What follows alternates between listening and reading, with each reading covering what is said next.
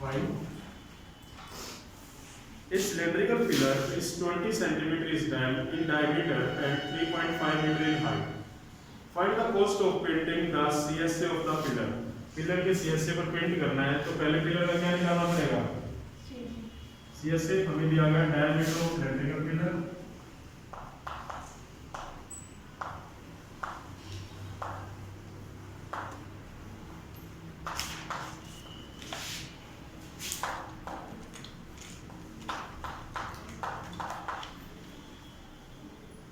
is equal to 50 centimetre. हमें चाहिए radius of cylindrical pillar r 25 centimetre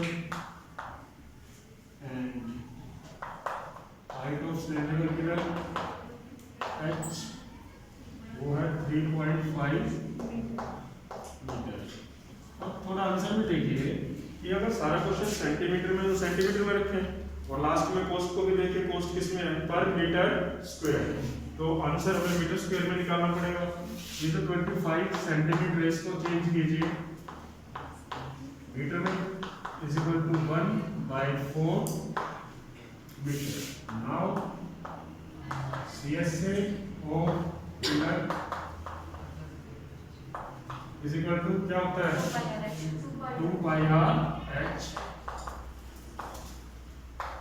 2 into 5 into r and h 7 5s are 35 ये 3.5 है तो 0.5 2 2s are 4 and 11 5s are 55 और एक place के बाद decimal centimetre square metre square. Now the cost of painting per meter square. Cost of painting of 1 meter square is equal to 12.50. Now cost of painting of 5.5 meter square.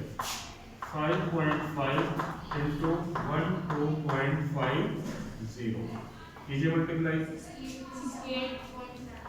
68.75 rupees. Properly calculate किया है? पीछे से answer देख के बताया है? Calculate किया है? चलिए ठीक है। Question number 6।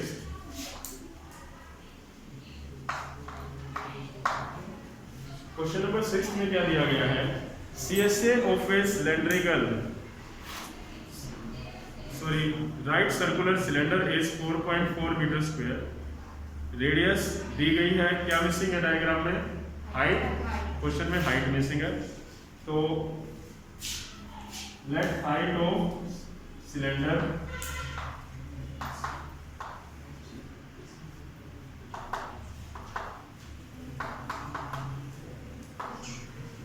is equal to h radius of cylinder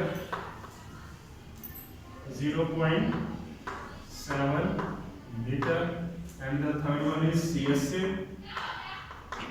of cylinder is equal to 4.4 meter square। कैसे निकाला होगा CSA? Using the identity 2πr/h is equal to 4.4 2 pi की वैल्यू 22/7 r की value 0.7 into h is equal to 4.4 0.1 22 to the 44 into 0.1 4.4 h is equal to 4.4 h is equal to 4.4 divided by 4.4 is equal to 1 height of cylinder is equal to h is equal to 1 meter इसी step में कोई doubt?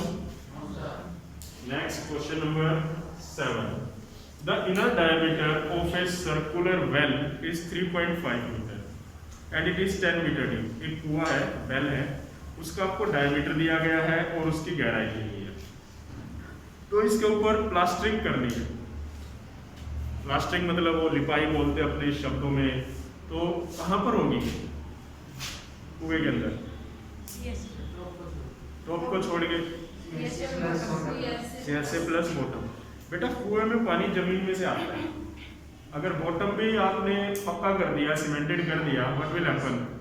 तो क्या बचा? Only CSA. वैसे question में mention भी है, पर कई बार अपनी कॉमन सेंस भी यूज करनी पड़ेगी. अगर वो ना लिखे CSA और कह दे कि कुएं के अंदर प्लास्टरिंग करनी है, तो कितने एरिया पर प्लास्टरिंग होगी?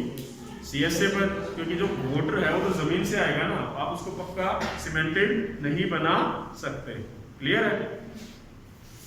आपको जो पार्ट दिए गए क्वेश्चन में वो है inner diameter of well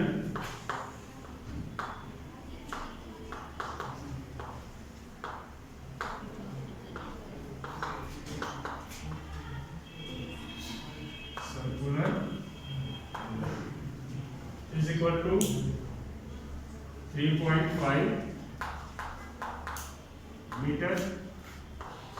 then हमें चाहिए radius of circular well is equal to R is equal to 3.5 by 1.2. Hopes आप पॉइंट में चेंज नहीं करेंगे, और ना करें तो बेटर रहेगा. ठीक है? एक सिंपल सी बात सोचिए. एक तो आप किसी नंबर को 3.5 मतलब 35 से मल्टीप्लाई करें, और एक उसे 1.75 से मल्टीप्लाई करें. कौन सी कैलकुलेशन छोटी रहेगी? ऑब्वियस सी बात है 3.5 वाली. और ऊपर से ये मोस्टली पार्ट कैंसिल आउट भी हो जाते हैं. तो आप इसको ऐसे ही रखिए, कोई प्रॉब्लम नहीं है. हाँ, इसको ऊपर और नीचे लोएस्ट फॉर्म में चेंज कर लीजिए, बट डेसिमल में चेंज ना करें. इतना रखिए, उसमें कोई प्रॉब्लम नहीं. कैलकुलेशन अगर इजी रखनी है तो depth of well 10 metre. Depth हमारे लिए सिंपल में क्या होगा? H. सेम ही होती है. ऊपर से नीचे बात करें तो डेप्थ, और नीचे से ऊपर बात करें तो हाइट. बट सिंबल तो हम एक यूज कर सकते हैं, हम दोनों के लिए H यूज कर रहे हैं. अब उसका क्वेश्चन है फाइंड द इनर CSA.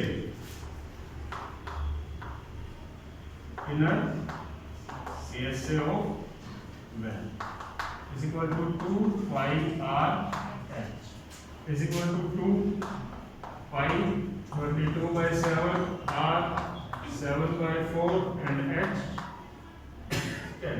दिखेगा. अब आप इसे पॉइंट में चेंज कर चुके होते. 1.75 और 7 से कैंसिल करते फिर एक डेसिमल में नंबर आ जाता ना. और अब सिंप्लीफिकेशन सिंपली कैंसिल हो गया. Now 2 to 4 2 11 that is 110 metre square. Calculation को इजी और डिफिकल्ट करना हमारे हाथ में. समझ गए? और स्पेशली इन क्वेश्चंस के अंदर जितना डेसिमल का कम यूज करोगे उतने क्वेश्चन इजी रहेंगे. कैलकुलेशन तो सेम आएगी. पूरी लंबी कैलकुलेशन करोगे या कैंसिल आउट करके सिंपल बनाओगे, उससे क्वेश्चन पे कोई फर्क नहीं पड़ने वाला. Next, cost of plastering.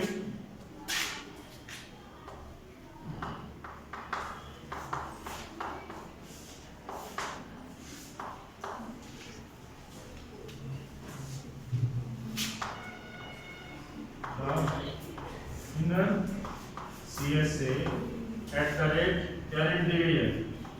₹40 per meter square. It means 1 metre square की कॉस्ट 40 रुपीज है. अब वेल का CSA कितना है? 110 into 40 rupees.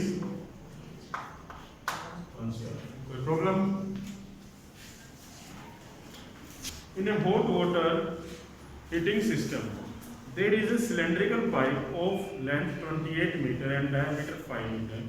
Find the total radiating surface area in the system. System में कितना radiating surface area है कैलकुलेट कीजिए. सबसे पहले आपको दी गई है length of pipe,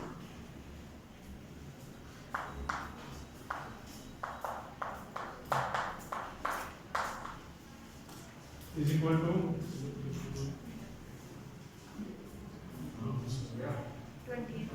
28 metre.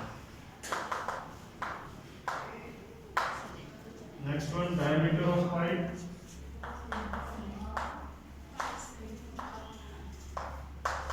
5 centimetre. Then हमें क्या चाहिए, रेडियस ऑफ पाइप 5/2 सेंटीमीटर। या तो सारा क्वेश्चन सेंटीमीटर में रख ले, या सारा क्वेश्चन मैं जितने भी आपके पार्ट है मीटर में चेंज कर दूं। 1/40। अब क्वेश्चन है, उसने बोला कि पाइप का टोटल रेडिएटिंग सरफेस एरिया निकालिए कि कितनी जो पाइप है उसका कितना एरिया पानी गर्म करता है, उसका जो टीएस है वो निकालो, टोटल सरफेस एरिया निकालो। तो पाइप के अंदर पानी गर्म कर रहे हैं, रेडिएटिंग सरफेस एरिया, तो क्या निकलेगा उसका, टीएस या सीएस? चलिए एक सिंपल सी बात एज्यूम कीजिए, ये एक सिलेंड्रिकल पाइप है, इसको वाटर गर्म करना है। ये जो दोनों मेरी फिंगर्स है ये वायर है, क्या है, क्योंकि इनको प्लग में भी लगाना है ना, इसको वाटर, इसमें वाटर हीट कर रहे हैं। तो क्या कौन सा हिस्सा इसका पानी को हीट कर रहा है, सिलेंडर ही है ना ये, तो इसका कौन सा हिस्सा पानी को हीट करेगा, सीएस से। उसने चाहे बेशक टीएस से बोला है, बट शेप क्या कहती है, सीएस से। Is that clear? क्योंकि जो दो एंड पॉइंट है, चाहे वो कुछ भी है, चाहे वायर से हीट कर रहा है या किसी और सिस्टम से, जो एंड पॉइंट है वे तो कहीं ना कहीं पर अटैच होंगे। Is that clear? तो रेडिएटिंग सरफेस एरिया कितना बचा, CSA। आपके घर पे पानी की रोड होती है, देखिए वो तो सभी ने, वो कोयल वाली, और ओवरऑल शेप क्या हो, सिलेंडर। जब उसको पानी में डालते हैं तो उसका कौन सा हिस्सा पानी में गया, CS से, क्योंकि जो वायर वाला हिस्सा होता है उस पे तो कोई एल्यूमिनियम नहीं होता, वहां पे तो वायर अटैच होती है जो जाके प्लग के अंदर लग जाती है। Is that clear? तो कौन सा हिस्सा पानी को गर्म करेगा, CSA। हम लिखेंगे यही जो इसकी लैंग्वेज है, total radiating surface of the system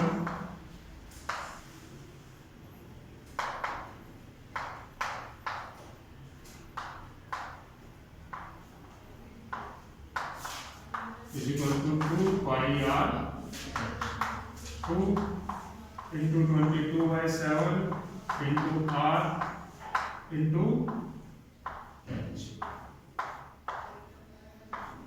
4 10 40, 44/10, 4.4 metre square.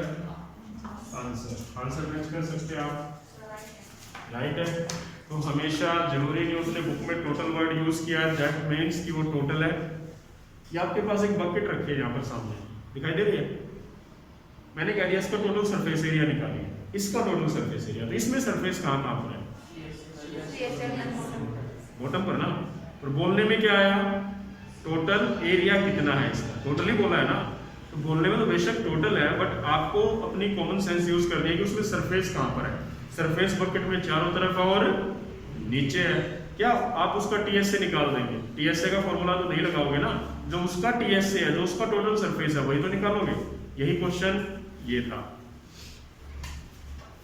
Question number 9, find the lateral and curved surface area of a closed cylindrical petrol storage tank that is 4.5 meter in diameter and 4.2 meter in diameter and 4.5 meter in height. Question number 9. Diameter of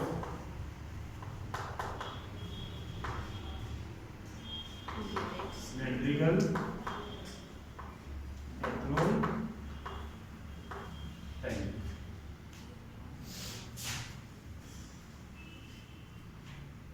is equal to 4.2 metre. और हमें question में जो use करनी होती है वो radius है, तो radius r 2.1 metre. Next point is height वो हमारे लिए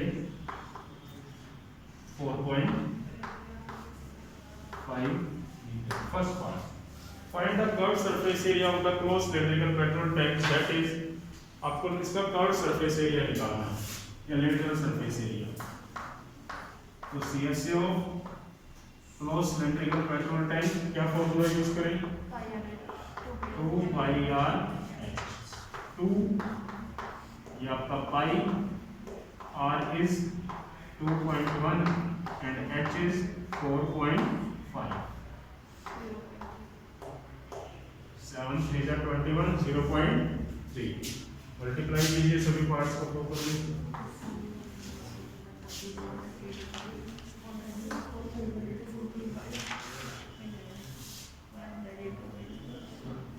क्या आया? जल्दी कीजिए।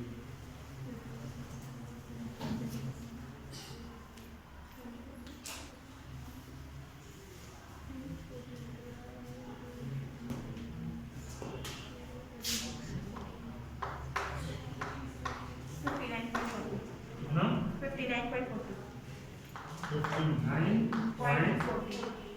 59.40 मीटर स्क्वायर। 40 नहीं 40, या सिर्फ 40। Is that clear? Next question, how much steel was actually used if 1/12 of the steel actually used was wasted in making the tank? ऊपर एक वर्ड यूज हुआ है क्लोज्ड सिलेंड्रिकल टैंक। अगर सिलेंडर आपका closed है तो उसमें स्टील कहाँ कहाँ पर यूज होगा?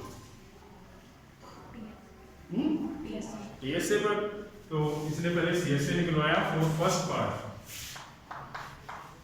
सेकंड पार्ट को सोल्व करने के लिए हमें क्या कैलकुलेट करना पड़ेगा? हमें PSA ओ टैंक या cylindrical tank, that is 2πr into r plus h।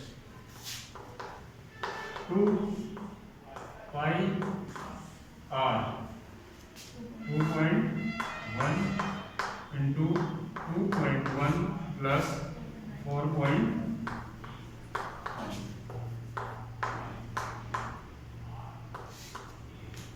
Okay, अंदर क्या बना? कीजिए इनको मल्टीप्लाई कर।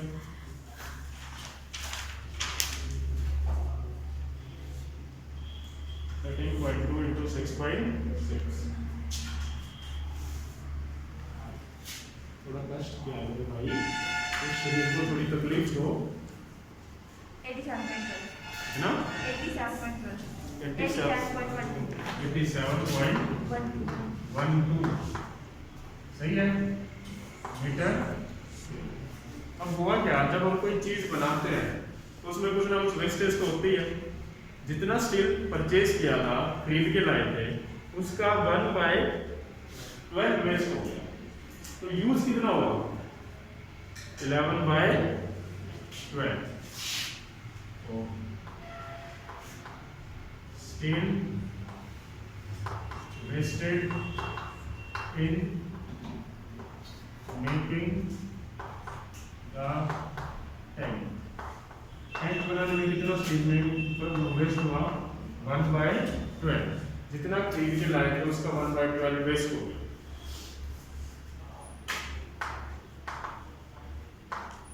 Actual steel used. अगर 1/12 वेस्ट हो गया तो टैंक में कितना स्टील होगा? 11/12 ऑफ एक्चुअल स्टील यूज्ड। तो स्टील यूज्ड इन टैंक में जितना स्टील यूज हुआ वो कितना है? 11/12 ऑफ द एक्चुअल स्टील। अब टैंक में कितना स्टील दिखा हमें कैलकुलेशन में? 87.12। 11/12 ऑफ का मतलब मैथ्स में multiply, and that is actual steel use. तो क्वेश्चन है एक्चुअली स्टील कितना लाए थे?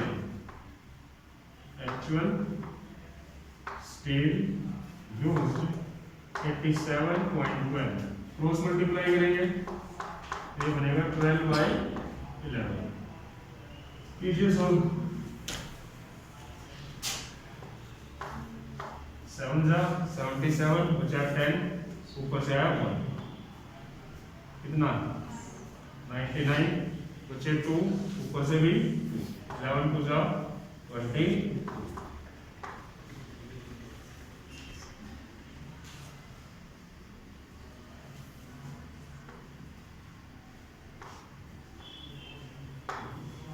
Metre square 94.04 metre square.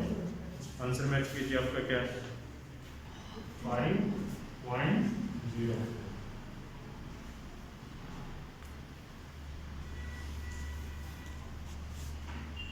बिल्कुल सही है 95.0।